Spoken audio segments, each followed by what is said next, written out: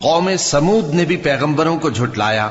جب ان سے ان کے بھائی صالح نے کہا کہ تم ڈرتے کیوں نہیں، میں تو تمہارا امانت دار پیغمبر ہوں، تو اللہ سے ڈرو اور میرا کہا مانو، اور میں اس کا تم سے بدلہ نہیں مانگتا، میرا بدلہ رب العالمین کے ذمے ہے۔ کیا جو چیزیں تمہیں یہاں میسر ہیں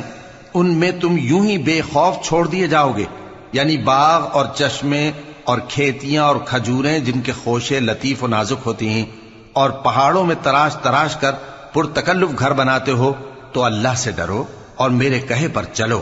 اور حد سے تجاوز کرنے والوں کی بات نہ مانو جو ملک میں فساد کرتے ہیں اور اصلاح نہیں کرتے۔ وہ کہنے لگے کہ تم تو جادو زدہ ہو،